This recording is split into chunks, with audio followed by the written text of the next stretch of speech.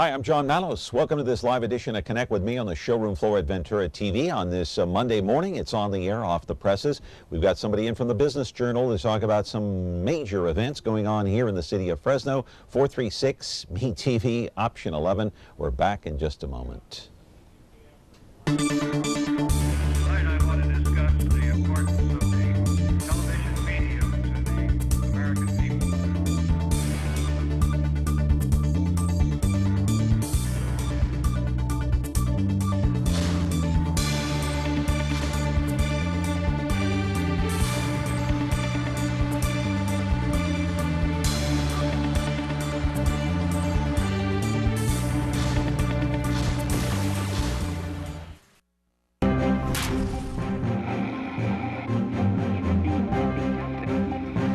As usual on this Monday morning, we have On the Air, Off the Presses, and today's program is sponsored by Dr. Thomas Casagrande. If it's Monday, it's Dr. Thomas Casagrande. He is the owner of 2020 Optometrics out there at Shaw and Blackstone. He's been there for many, many years, and he's got more than 2,000 frames to choose from, so our thanks to him. Hey, a quick reminder, you are watching us on Comcast Channel 187, 43.6.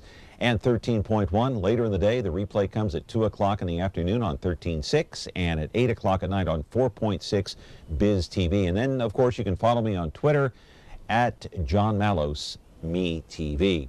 Very interesting topic on this day, and I'm kind of anxious to get into the program today because, you know, it deals with, well, the Grizzlies, it deals with the Fulton Mall, and also Granite Park. And I think whenever the topic of failed projects in the city of Fresno comes up, they always mention three projects: Chukchansi Park, the Met, and Granite Park. I want to take you to the videotape, my friends, and show you what I'm talking about. Most of the time, those that are used as examples as to why we're not to trust any city leader with our taxpayer money. Not to worry, though, two local men want to bail the city out of its misery. They claim they want to revive Granite Park and build it up to its full potential.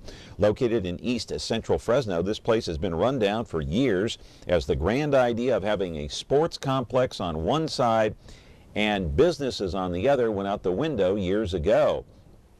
But developer Terrence Frazier, who also runs the SenCal Baseball Academy along with TJ Cox, claim they have the money and the desire to refurbish Granite Park's replica ballparks of AT&T, Wrigley, and Fenway, and a fourth ballpark would be added. Other athletic venues would also follow. The city's plans to lease Frazier and Cox 20 acres for $1 a year. That's right, $1 a year. But the two men are also putting $2 million of their own money to back it up. Back in 2004, the developer needed a $5 million bank loan to keep that project going. Hey, so what did the city of Fresno do and the city council? They said, yeah, hey, we'll put up the money up front. We'll guarantee it for you. Later, that developer went belly up, bankrupt. Gee, what a surprise. And the rest, as they say, is history. Live in our studio right now to talk about this and much more is our friend Gabriel Dillard of the Business Journal right here in the city of Fresno. You're welcome to call in and ask Gabe a question, 436-ME-TV, option 11. And I do want to put up the question of the day because it's a very important question that perhaps you'd like to call in and chime in about. Can Granite Park in Fresno be revitalized by these two people, Frazier and Cox? They're willing to put in $2 million of their own money, but they're only leasing that project for $1 a year. Hey, we're also going to touch on the Fresno Grizzlies. It's a new year and a new theme out there at Chukchansi Park. We'll talk about that and much more. We're back with our program here on a Monday morning in just a moment.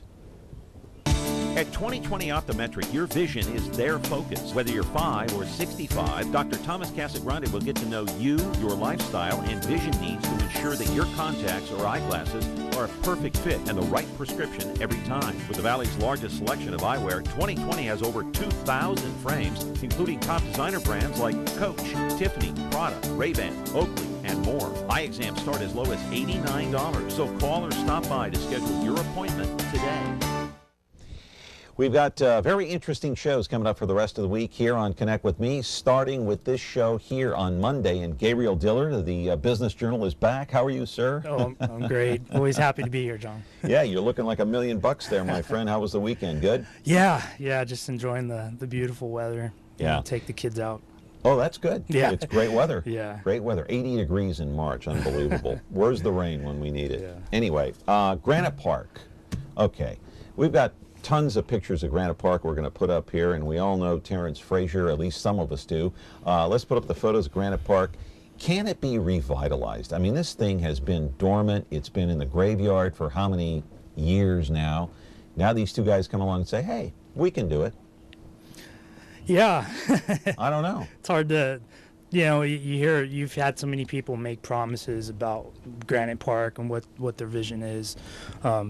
And even since it was originally built, you've had several people come in and try to make a run at it. So it's, you want to be skeptical, but it seems like this is different in that their interest is solely on the ball fields. The several, there's several replica baseball fields there. I think you got Fenway, AT&T. I think that they're also planning to do some kind of light retail sort of, amenities for visiting families. So, Granite Park is kind of two different places. It's the kind of club complex with the nightclubs, and there's restaurants, and there's some, there's businesses that are operating in there. But these ball fields have been dead for several years, and I haven't been out there in a while, but when I went out there years ago, it was just overgrown with weeds. And I think if their focus is on those ball fields, and you just think of all the kids in baseball and other sports programs, I think it could be done. I think these two guys, from what I know about them, could be the ones to do it. Yeah. Location. I've heard some people say, Granite Park's not in the best area. It's kind of in east central Fresno, so can you really get things done out there? And if you do build it, will they come out to Granite Park? That's true. I mean, it's not in the best neighborhood, or at least there's the perception of that. But I mean, man, you see that thing right off of the 168 freeway. So I think that has to trump, any sort of perceptions. How many cars do you get coming through there each day? And if people want to stop off and get a beer or something, location is good. I think, from that standpoint. And I think part of, when you talk about TJ Cox being involved, this thing is new market tax credits, which is some sort of a tax credit thing where you could finance a project that will kind of improve such a neighborhood, that has seen better days. So I don't know the details of that, but him being involved with that, I think that's probably part of their financing plan. Tell us a little bit about TJ Cox and who he is and how he got involved in this thing. Yeah, I've had a chance to interview him a few times. He's been around a while. I think he's run for office. I'm not sure if he's ever held office before, but he's a name that's been around that I've heard for a while here in the area. I think he's also involved with the Gateway Ice Center. They have plans over there to build like a new ice arena, and I think he's also has a hand in that. So and that's the thing. When I spoke to him last, it was all about this new market tax credit, sort of financing that, and that's even the name of his his practice, or whatever you want to call it, his business venture is NMTC, New Market Tax Credits LLC or whatever. But is he a businessman? I don't know too much. I mean, I think he is. I mean, he must have some sort of involvement with finance to be able to kind of delve into this sort of thing. But I don't know probably as much about TJ Cox as I do about Terrence Frazier. I've kind of reported on him probably a lot more than TJ Cox. Yeah, we've got a picture of Terrence Frazier, and he was scheduled to be on this program talking about SinCal Baseball Academy last week, and he bailed out because there is a big dispute now with him and somebody else that has a baseball league over at Alratka Park. Let's take a call here. Good morning, caller. You're on the air. Go ahead. Yeah, good morning. A question to your guest. The Granite Park was, like you say, it's not in the best location, but that really doesn't make a difference if you can publicize it the way it's supposed to be. But you know what? If they're willing to put the money for the parks and all that, years ago, and it's still going on, Santa Rita over there in Buchanan High had the same notion. I mean, she made this park in the Buchanan, the facilities there to have the ASA travel teams come over and baseball and all that. That's what they need. If you want to make that park go, you need that so you can invite teams and coaches and get some backing from boosters from the clubs to keep them up, the fields and whatnot, because it's a beautiful park when it first started out. Now as it has gone, if someone's willing to put the money, that's fine. But someone has to go out to the public and ask them for donations and all that. Besides whoever wants to put the money up, $2 million, whatever, But it's a good idea to get teams involved, because they themselves, Santa Rita has volunteers doing the fields, and they have a platform where they can sell food and whatever, But it's a great park there because of the location. That's going to be the whole thing. The location, it's not in the best in the area, but you want to make it go at it. You need to get the city involved and get boosters up to help, to maintain the field, which would be less cost for the city to do it, and even for the ones by the Granite Park, because there's also involved a restaurant and all that. So I think the people are kind of reluctant if you do that, because you got an adult place, where there's drinking and whatever, and then you've got ballpark and all that. So, it's a good idea. But all right. Thank you. Thank you very much for the call. Getting back to Terrence Frazier, I want to put his picture up a little bit more. And tell us a little bit about this young man who is a developer here in town, been around a while. Now he's in a dispute because of the Al Radcliffe Park. Who is this guy and what does he do? He's a real estate investor. He first came to my attention, several years ago. When the real estate market kind of tanked, he would buy up these foreclosed properties and flip them. And from what I heard, he was like the biggest person in this area doing that. So he's involved in real estate. He actually has, as far as developing, he has it used to be a apartment complex on Van Ness, I believe, or either Van Ness or Fulton, just south of Olive, and it's called Fultonia. So he developed that into apartments. Basically, he kind of put some money into them. There's actually some retail on the ground floor. So he is actually looking to expand on that project and build some actually new construction across the street. So he's that project's been around for several years now. So he buys houses, he sells them, and he's a developer. He basically has gained his fame through flipping houses. Then he's a house flipper. When there was a time when that was hot business, and I think he kind of cornered the market on that. Yeah. All right. Gabriel Dillard is here from the Business Journal in Fresno. 436 MeTV option 11. We're kind of talking about Granite Park right now. We'll get into some other issues like the water issue. Obviously, we'll talk about Chancey Park and the Grizzlies and much more, whatever is on your mind. 436 MeTV option 11. We're back in a moment.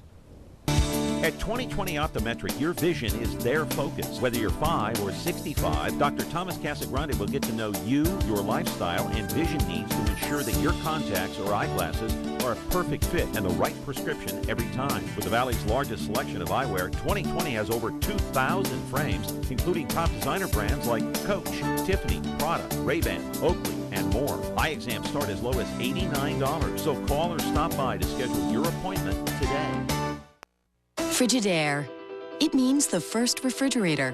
It means a history of innovations that help make your home life better. And now we introduce the new Frigidaire French door refrigerator with over 100 ways to organize for maximum flexibility. Built with adjustable flip-up and slide-under shelving and stackable crisper drawers. It's the refrigerator that flexes to fit it all, no matter what your day will bring. Frigidaire. Over 90 years of legendary innovation. See the full line of Frigidaire appliances at Ventura TV Electronics and Appliances. question of the day, let's put that back up on the screen, and it deals with Granite Park. Can Granite Park in Fresno be revitalized into a dream park? You know, they want to replicate AT&T Park, Fenway, Wrigley. They want to build another park out there. That's the question of the day. And the other question is, should it?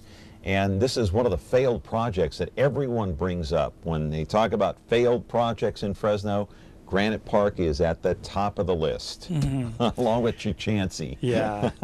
Yeah, anytime you have, you know, taxpayer money getting put into a developer, I mean, it's done in other places, and some cities are, you know, that's how they do it. You know, they offer these incentives, and then they put straight up money. But, you know, I think that it took this and the Met, you know, and now you see the council taking a lot more kind of a cautious approach to these sorts of things. You know, I think, you know, when you're talking about like Hotel Fresno, you might see some of that sort of a thing. But yeah, I mean, it's just just the sort of kind of, you know, Granite Park has a bit of a sordid history as far as the people who've come through there and the types of businesses you've seen. So it's a lot of things that kind of add to the stigma of the place. But, you know, yeah, I know.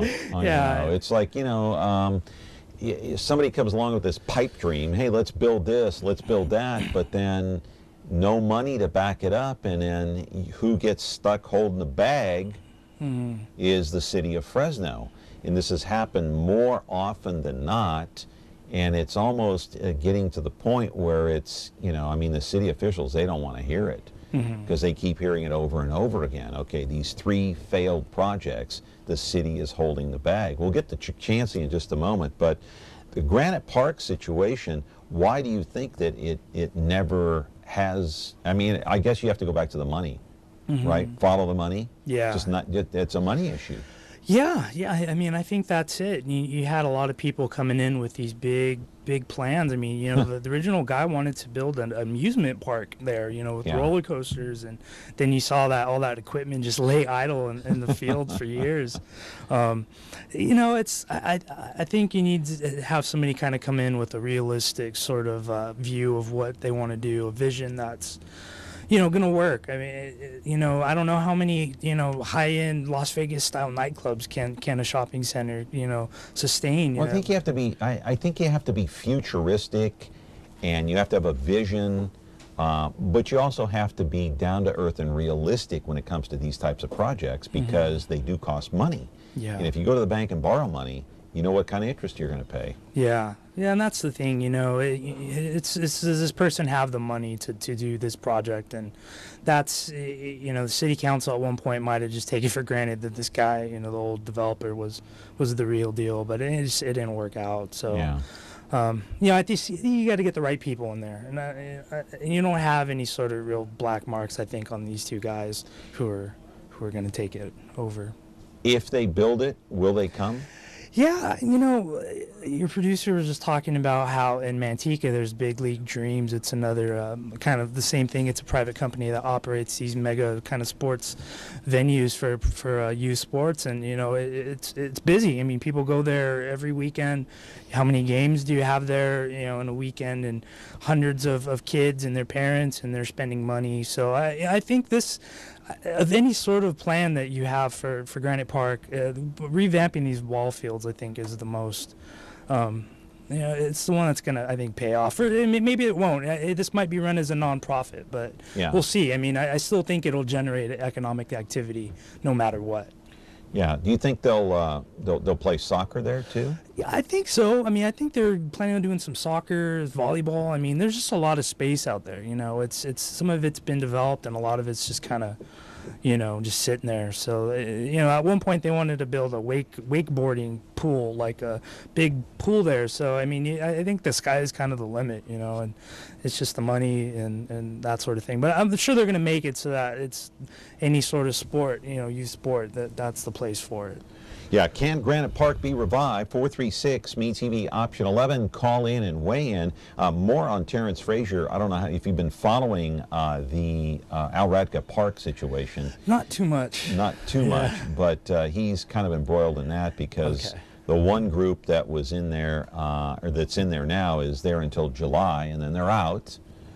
city's not renewing their contract, and Terrence Frazier put in an application to the city so he can bring his Central Cal Baseball Academy into Alradka sometime in August. Yeah. Not been approved yet, but I don't know. What do you think this does? Do you think this is a little bit of a controversy for him, or will it affect the Granite Park situation, or no? You know, given the controversies that could happen in with any sort of developer or any sort of, I mean, this seems kind of like it wouldn't be that big of a thing. I mean, not being familiar with the story, you know, he's not getting arrested, you know, on the weekends, or he's paying his taxes as far as I know. So I think that I mean, you know, and how much is he going to deal with the city as far as this Granite Park thing? You know, I'm not sure what the relationship there, his relationship with the city. I mean, I would assume it's leasing for $1 a year is all we know. Yeah, you know, and that's you know, if it stands idle, it's worthless. I mean, it's kind of the only smear might be is that he's been accused of trying to move in,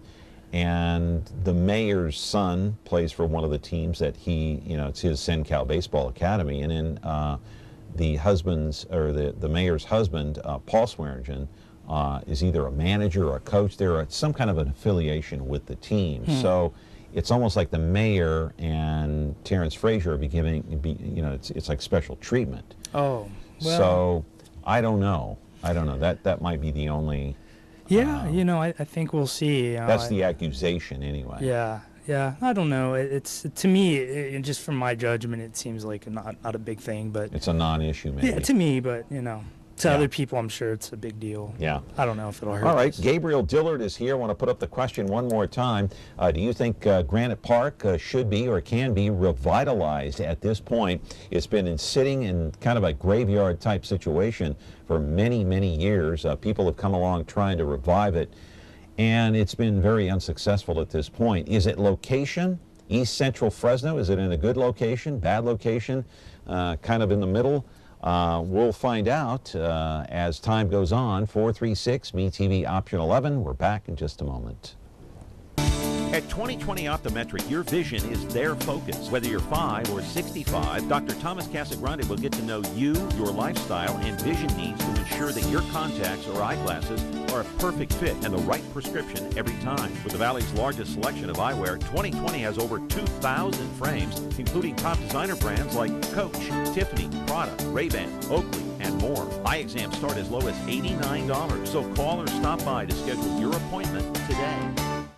We're back here talking with Gabriel Dillard, and today's sponsorship is brought to you by Dr. Thomas Casagrande. He's with 2020 Optometrics out there at Shaw and Blackstone. Got more than 2,000 frames to choose from. Our thanks to him for the sponsorship today. I want to move on to a different topic. I want to move on to the water topic. A few weeks ago now, they passed the water rate bill, and the bill's going to go up. And I don't know if we got the water rates, we can put those up. It's worth $429 million, and I know what the city wants to do. They want to build a water treatment plant on the east side, and you know, this is going to be for a lot of that development out there, so they can capture some of that surface water coming out of the Kings River. But if you don't have water to capture, for God's sake, in a drought situation, what are you going to capture? You know, so that's the rate plan for the next, roughly speaking. These are not exact figures, so if you're writing these figures down, don't take every single number to heart. What do you think about what happened there, what transpired a few weeks ago, Gabriel? You know, we didn't really cover this too much at the Business Journal, but just from what I've read, you know, it's kind of a classic thing. You know, the mayor is saying that we really can't develop the way we should without this sort of infrastructure investment. So, you know, that to me, that's a case that I think, you know, if you're a rational person, you could see that, you know, you can't, you know, from what I heard about, like downtown especially, that's a big part of the mayor's agenda. You know, from what I heard, the water infrastructure is pretty shoddy down there, and you know, if they wanted to build out the way they want it to, they're going to need to do something. You know, you have a lot of growth on the northwest side. You know, southeast side's going to grow. So, you know, I see the argument, but, you know, asking, you know, people who are, you know, living paycheck to paycheck or whatever to pony up a little more money, I mean, that's a tough one too, you know, and I'm sure that's part of why the opposition was so, it was pretty good opposition against this, but so it ended up happening, and people say that we don't really pay the true cost of the water that we use. I don't know. I just got on a water meter, and it seems like my bill's been about the same. But I think people are going to have to be more mindful of how they use water. So there's a lot of issues, and I think on the whole, it's probably, if you believe the mayor and her vision, it's a necessary evil, and they're trying to get some grant funding or whatever to kind of shore that up, and then from the state of California. Yeah, some money from the state or whatever. They need to do that. Here's what I found interesting, though. You had Doug Begum on one side that fought for a couple of years against the city and won, and then he got the referendum, of course, and then it never went to a vote. The city backed off, but then they signed an agreement, and then the city came back with another vote. And I just can't understand, if they reached an agreement not to raise the rates, how the city could come back with another vote. Let's put up the pictures of the council members and how they voted. And I want to go over this one by one. Let's start with Esmeralda Soraya. She wrote this big article, this op-ed piece saying how she was going to vote no on raising the water rates. And the same day, they went in a backdoor meeting during the council time, and she came out and she changed her vote. She voted yes after she wrote this big op-ed piece as to why she's going to vote no. Do you find that rather strange? Yeah, I don't know. I thought she had voted against it, or I'm not sure how that vote went down, but she voted yes, but she was said in the paper with this big op-ed piece that she was going to vote no. Yeah. So it's really odd behavior if you kind of take a look at it closely. Yeah, she's new to the council, so cut her a break. I don't know. I mean, I think she, you ultimately have to answer to your constituents. Yeah. So I mean, it's politics. I don't know. It's just politics, I guess. Yeah. And then Steve Brandow, he voted yes. Baines voted yes. Paul voted yes. The others. Well, you only had one no vote, and that was Sal Quintero. Lee Brand, yes. Clint Olivier, yes. So it was kind of a resounding victory for the mayor.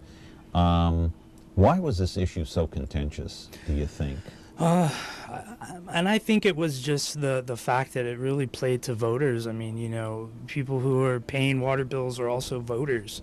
So, you don't want to come across as raising rates on people who are, essentially hold your fate in their hands. So I have to imagine that was part of it, and it's big money. I mean, it's a lot of money, and it's all back to the mayor's vision and kind of what she sees as being necessary for the future of the city. So I don't know. It was a contentious one, and it was a victory for the mayor, and after the garbage thing and all that, after the controller thing, it's probably one that she was extra sweet, Yeah, I want to put up a picture of the mayor of Fresno. She is Ashley Swearingen, of course, working in her second term, and there she is right there. We have put in many requests to get the mayor on this program, and she just flat out declines. She doesn't go on any program unless it is really friendly. And here on this program, if a politician does come on, you're not a politician, so we're not going to put you on the spot, but if a politician comes in here, it's just like if they go into the Business Journal, you're probably not going to ask powder puff questions. You're going to want to get to the teeth of it and ask some really hard-nosed, tough questions, which I guess is why she doesn't want to come on this program. But if you had the mayor inside the Business Journal, what would be the one thing you'd want to pin her down on? Oh, wow.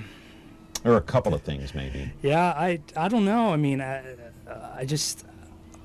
think the biggest thing, downtown's part of it. I think that a lot of people just don't understand what she wants to do for downtown, and a lot of people see her as kind of favoring one part of town over the other. So I think it would just be kind of clarifying her vision for that and what it really means to have the kind of downtown she wants. And that's one thing. And, growth is another, infill, that sort of thing. I mean, that's probably going to be the biggest issue moving forward, is just how the city's going to grow and the general plan. A lot of people are not very happy with her vision for that. So moving forward, that's a big one. I think that she'll have to kind of put her view out there. Now, does the Business Journal, do you guys interview politicians? Do you interview the mayor, some city council members on occasion? We do. We do. I mean, we've actually had the mayor in a couple times just for sort of an editorial board meeting. We didn't film it or anything. We've had her in. We talk to them pretty often. Their votes on, especially on business issues, are important. So we reach out to them. Yeah. Is she friendly and open? I haven't had too many problems getting a hold of her when we need it, or my reporters getting a hold of her. We work with her new communication person, Mark Standriff, and generally they're responsive. There he is, Mark Standriff. yeah, that's him. That's him, right? He hasn't changed in appearance much here recently, has he? Oh no, he looks the same, doesn't he? Yeah, pretty much. Yeah, well, we can't get the mayor on this program for the life of me. We've tried all sorts of things. I guess she's afraid of the format. It's a live show. And also we do have call-ins. If she came on, she'd probably get a lot of phone calls. Yeah. Maybe she's afraid of the line of questioning too. Yeah, nobody wants to be like a viral video or something. You take a risk, I guess. I don't know. Viral video. Well, it's something that if somebody gets on the air and says something, or you speak, I don't know. Put her on the spot. She doesn't want to be put on the spot. Yeah, and she has. You have to imagine she has aspirations beyond the mayor. After the controller run, there's still, she still wants to look like a candidate. Just speaking from my opinion. So, all right, we're talking with the one and only Gabriel Dillard from the Business Journal. We're glad he is here, and we'll talk about the Business Journal here in just a few minutes, along with some other issues here. 436-ME-TV, option 11. You're more than welcome to call in and weigh in on this Monday morning. At 2020 Optometric, your vision is their focus. Whether you're 5 or 65, Dr. Thomas Casagrande will get to know you, your lifestyle, and vision needs to ensure that your contacts or eyeglasses are a perfect fit and the right prescription every time. With the Valley's largest selection of eyewear, 2020 has over 2,000 frames, including top designer brands like Coach, Tiffany, Prada, Ray-Ban, Oakley, and more. Eye exams start as low as $89, so call or stop by to schedule your appointment today. It's almost time. Now we'll find out once and for all about Clark Kent and Superman. Look up in the sky. It's a bird. It's a plane. It's a TV show. Yes, but who is he? What's his name? He's Superman. Golly, Clark, won't that be wonderful seeing Superman? Fighting a never-ending battle for truth, justice, and television the Me TV way. No one can do the things that Superman does. The Adventures of Superman. Now on Me TV Fresno, Xfinity 187.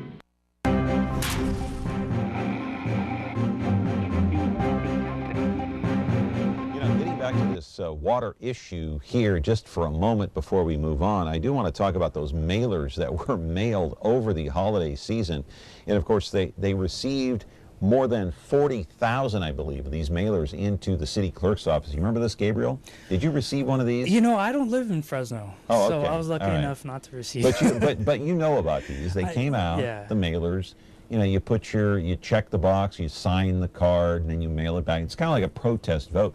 They received more than 40,000 valid protest votes, but I guess it didn't carry much weight. And like you said just a few minutes ago, this is going to hurt people that are on fixed incomes, people that are retired, the very low income.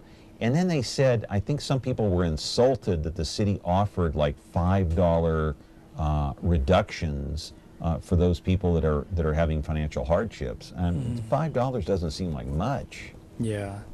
For somebody that's low on the pay scale. Right.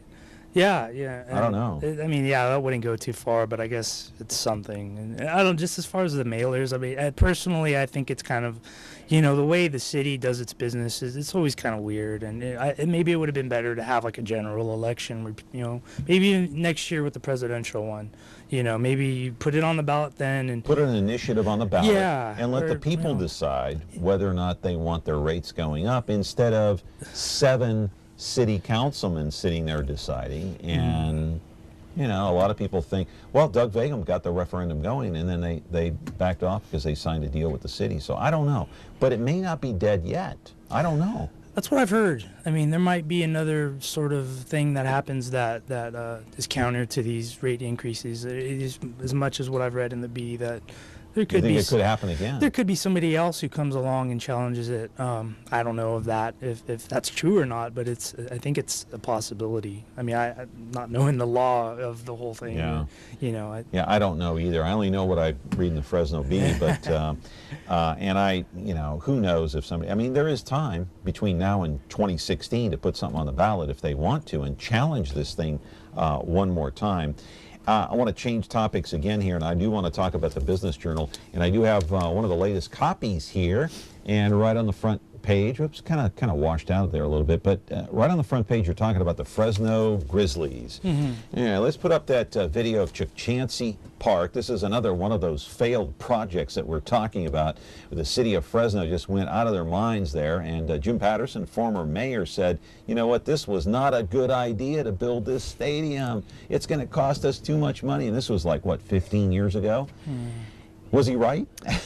I think he was. I mean, I don't know if you could really even deny that. You know, it's. I know. You know, it's just a financial drain for the city, and it's Wow. it didn't generate the kind of activity that they've thought it would. I mean, I'm not sure if the team has ever really been profitable, but you know, it's there. It's a fact. So they need to find something to do with it. You know. I don't know if we can see it in this shot, but this was taken when that stage was still out there in the outfield. Can we see it there? Can you see it there? I think I can't. it might be there. Out there in center field? Yeah. Okay, they bought that thing, several years ago for like $200,000 or $300,000, and they recently sold it for like, 25?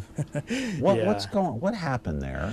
You know, as far as the stage goes, I'm not sure. I mean, I know when they first built the stadium, they wanted to have a lot of musical acts out there. Yeah. So that was probably the thinking, but it never happened. I'm not sure if they used it. They might have used it once. You know, I heard that maybe some of these touring acts that we have had bring their own stage. But it really is kind of a symbol of the whole, of the whole thing. Yeah, that's a beautiful shot right there, and but maybe it is. I mean, it's a beautiful park, but maybe it is a waste of money because you go out there on any given night, with the exception of Taco Throwdown night, you don't get many big crowds out there for the Grizzlies. No, not what you would want to see. You know, another crazy, huh? It really is. I mean, and it's. How popular is AAA baseball in the grand scheme of things? I mean, it's not football, you know. I don't know. I personally, I enjoy going to the ballpark and catching a game, but I'm probably in the You're minority. a baseball fan, though. Yeah. So, hey, I got to ask you about this article that was written here on the front page of the Business Journal, and it's written. Oh, we have a phone call here. We'll talk about this in a moment. Good morning, caller. You're on the air. Go ahead. Gabriel, let me ask you a question real quick. I think the park is really great when they first started out, but there's three issues that when I used to go there at the beginning when they first opened. Not enough parking, not enough security, and if you have to park all the way around far away from the stadium, there was no lighting, so your cars would get burger lights. Those three issues, if the city would have sat down and looked over the design and all that, they would have made it big. At the beginning, it was all right, but there's no parking, there's no security. A lot of people want to take their families, and they're afraid to because they hate to walk all the way around. There's no security, and then there's no lighting out beyond that. The ballpark. It's a great park, but they didn't think about those things. They just it's going to build a park and it's going to make it. There's that. Yeah, the city, they kind of scoff at that, when people say that there is no parking there, because there are, 2 or 3 parking structures there. I mean, I think people kind of get used to wanting parking close to where they want to go. So I don't know. I mean, I hear you though. You know, I would love to park closer to the ballpark, and it's dark out there. It's true. You know, sometimes the lighting is a little sketchy. You know, they're trying to bring some more security. I think a lot of it is just perception. You know, I personally feel like downtown's a safe place. You know, you have people down there that are homeless, and they might ask you for some money. You might see some people talking to themselves, but that's what you see in big cities. I mean, you know, I don't know. I work down there, so I'm used to it, I guess. You might see a few people down there talk. We talk to ourselves all the time. I talk to myself all the time, especially on the air. I'm talking to myself now, but yeah, it is true. So what's keeping people away then? I think it's a perception thing, you know, and even extending beyond the ballpark. You know, they're trying to bring people to downtown, and you'd have to have a reason to be here, you know. They might just come down for jury duty or to go to court or whatever, but, you know, there's people trying to make it a destination, and we'll see, you know. They want to make it the next Tower District, essentially, and, you know, that's hard to do. They've been trying that for years. Yeah. Unsuccessfully. Yeah, you know, and they'll point to success. You know, there's a few places there that'll kind of be open late at night. You know, I think it's slowly turning into something that's looking closer to Tower, but you're going to be a ways off, and you can't just you have to have, you know, young families come down. It can't just be, you know, kind of young single people kind of in bars and stuff. We're going to come back. We got to take a break. Dr. Thomas Casagrande is our sponsor today, 2020 Optometrics at Shaw and Blackstone. He's been there for like 20 years. He's got like more than 2,000 frames to choose from. And we're going to be back, 436 Meet TV, option 11, in just a moment. At 2020 Optometric, your vision is their focus. Whether you're 5 or 65, Dr. Thomas Casagrande will get to know you, your lifestyle, and vision needs to ensure that your contacts or eyeglasses are a perfect fit and the right prescription every time. With the Valley's largest selection of eyewear, 2020 has over 2,000 frames, including top designer brands like Coach, Tiffany, Prada, Ray-Ban, Oakley, and more. Eye exams start as low as $89, so call or stop by to schedule your appointment today.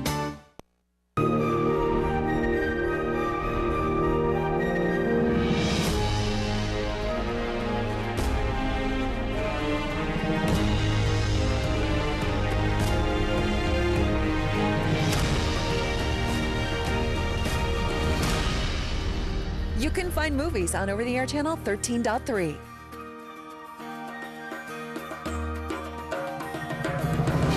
Movies. Our name says it all.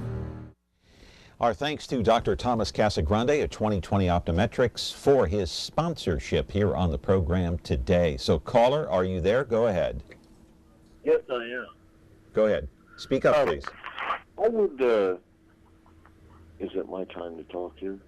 Yeah, you're on the air. Go ahead. Okay. Two things. Chauncey Indian Tribe Casino, that sounds like that's, you know, done. When are they going to pull that Chauncey stuff off that, you know, the stadium and rename it Grizzly Park like it should be? The other thing is they've done stuff like nightclubs down there at the stadium, and that flopped out. It really kind of upset me when they got rid of that stage, because Fresno doesn't really have anything for the local music scene, but they have musicians everywhere. And they should have been doing like a battle of the bands thing, and that would actually be better, because it would be from junior high all through college, and it would be a huge community deal. But that's just me. I would like to know what you guys have to say. Caller, let me ask you a question about that, because I've heard other people bring that up too. Why not utilize that stage for the local music scene? But caller, what do you think about Chauncey Park as a music venue? The acoustics out there aren't the greatest, right? It would work. I mean, they got big old 100-watt tube amps. Those are loud as hell. The acoustics wouldn't really be a problem, because you have, you know, a lot of space that you could put a lot of people in. They get close to that stage. Actually, stuff sounds pretty good out there. and they've had their little concerts out there before.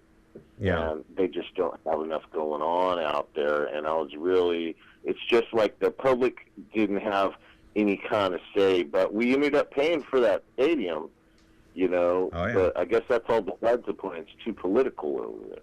Yeah. Yeah. But the one thing, caller, about the stage, you know, if you did that, of course, Gabe, you know, if you pulled that thing out during the season, then it's going to tear up the field, and you have to reconfigure the field again, and you have to put the mound back on, and you have to do the infield.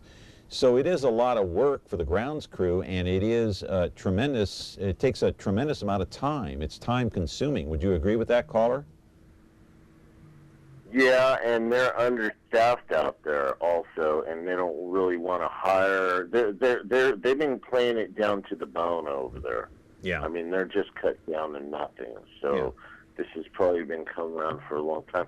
So it probably is best that they got rid of that stage, because I forgot about they got to drag it out there. It tears up the field all the time. Unless they had a permanent place to set it, you know, I guess it makes sense. But I appreciate you guys' time. I'm going to not waste it anymore. Thank you. Hey, no problem. We appreciate the call very much. That was a great call. I do want to delve into this, unless you want to weigh in on this stage thing. You got anything to add to that? Well, yeah, I'm not sure if, and the team even kind of admitted this much. I'm not sure if the city and the team organization have always been on the same page as far as booking events, you know, that are non-baseball related. But I think that there's a move to change that. And then the team, the staff told us that they probably will have some sort of music festival. I'm not sure if it's going to be this year or not, but I think you're going to see more live music at the over there. Well, then why get rid of the stage? Yeah, you know, I don't know. How useful was that stage? I mean, you know, you could bring set up kind of a quick stage over there. I'm not sure, you know, how important that stage is. You know, rent one? Yeah, I don't know. Why not? But it's just another classic example of the city, you know, purchasing something or making a deal that's a losing proposition, and they're using taxpayer money. Yeah. That's what irritates people. Yeah. I mean, you know how many people that I've heard bring up that stage? We paid thousands for it and practically gave it away. It's just another abuse of taxpayer money. And it's true. You've heard the same argument, I'm sure. You hear it probably more than I do. Mm-hmm. Yeah, you can't argue with that. Yeah, I know. Caller, go ahead. Hi, John. I have not, I just caught your last caller. I'm not quite sure what all we're talking about on the show. I haven't seen the whole show.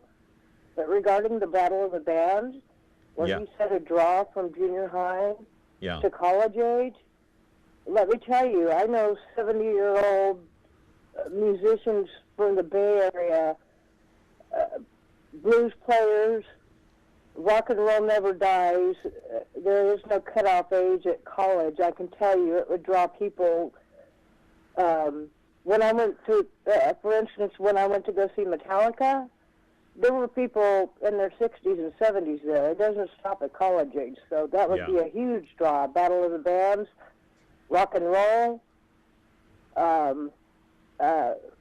headbanging, mosh pit music, rock and roll, various types of rock and roll, or blues, or jazz, or any good music. There is no age limitation to people that love music.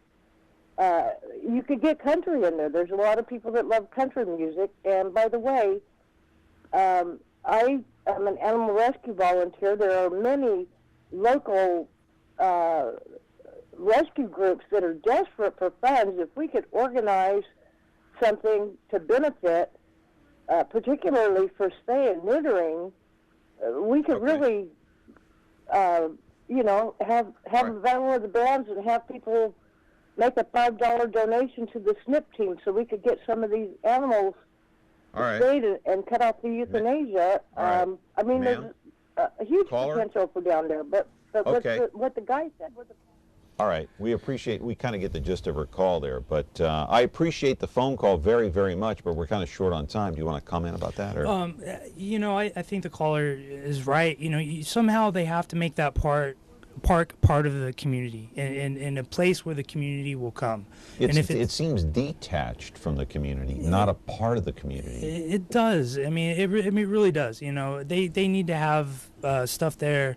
And personally, I would love it if they had stuff there every weekend. You know, a different show or a festival. They used to have Suds in the City, I think, used to be in there, and you see a lot of that stuff kind of fall off. And I think they need to have people come to the stadium.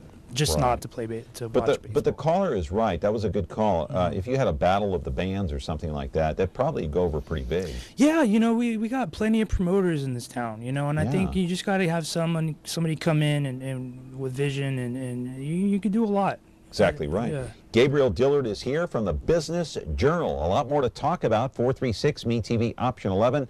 Dr. Thomas Casagrande is our sponsor today, and our thanks to him. Back in a moment.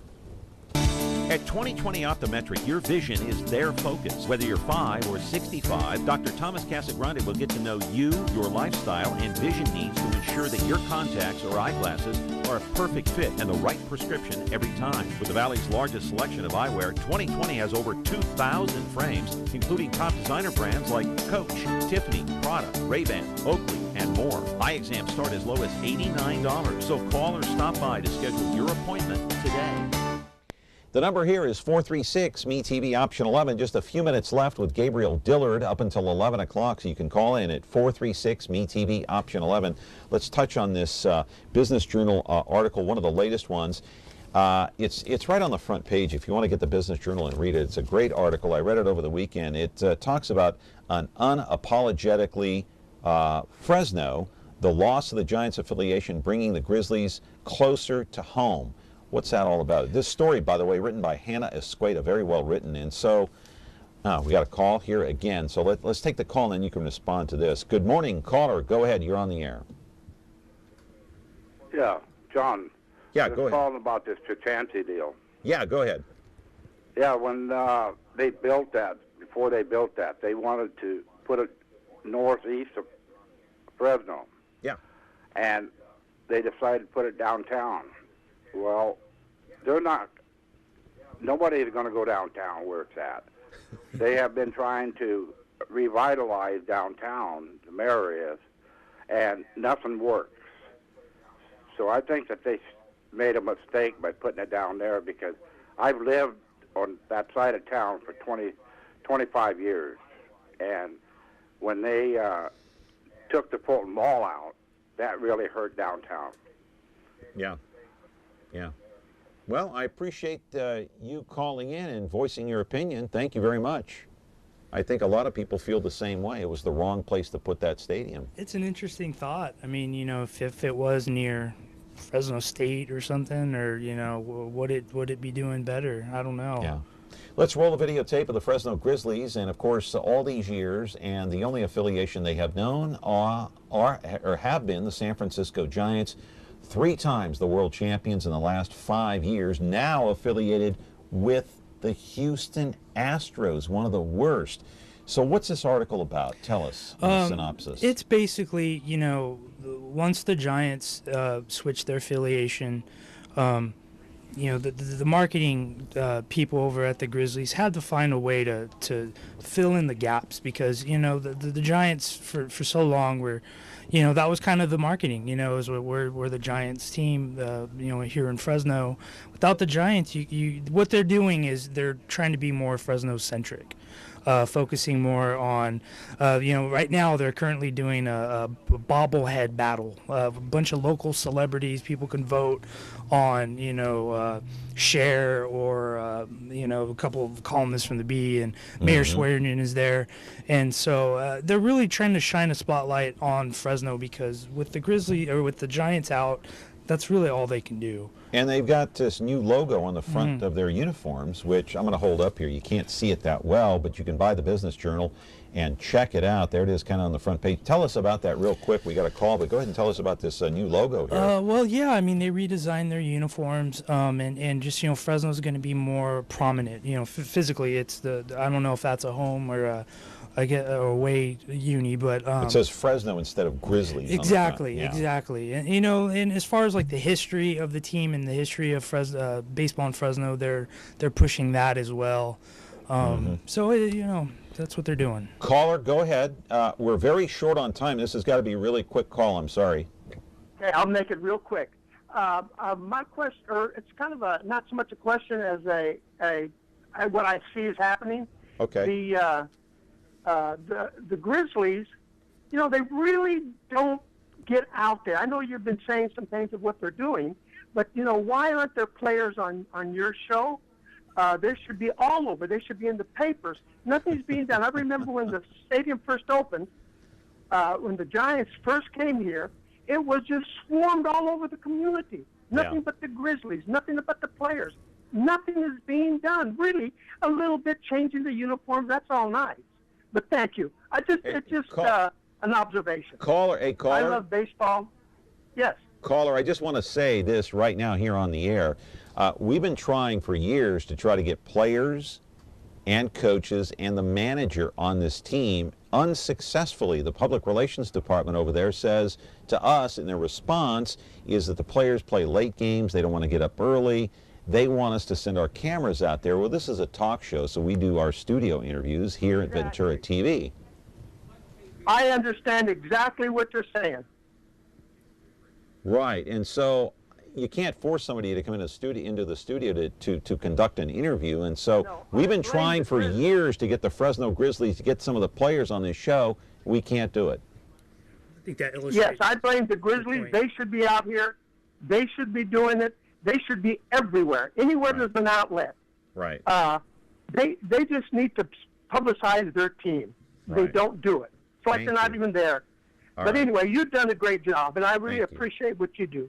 Thank you very much. Yeah, you're saying it illustrates my point, his call. Yeah, you know, and I think if the Grizzlies folks watch this show and see people calling in and saying that, maybe it'll change their minds, you know. Yeah, I want to read a quick quote from the article written by Hannah Escueda, and the quote is from Sam Hansen, the marketing director from the Fresno Grizzlies. He says, quote, "We were always the affiliate of the Giants and not a Fresno team. It was a constant battle to make the team Fresno-centric. I see this as an opportunity now, and we've decided to run an unapologetically Fresno marketing campaign." What does that mean exactly? Kind of what you touched on earlier? Yeah, just, you know, really focus on this town, its history, you know, and just, yeah. And I think as you see, you know, if you take a look at their promotional schedule this year, there's a lot of stuff they're doing. They're really trying to actually play up a rivalry between them and Sacramento River Cats. Yeah. There's been some social media battles going on. Will it make a difference?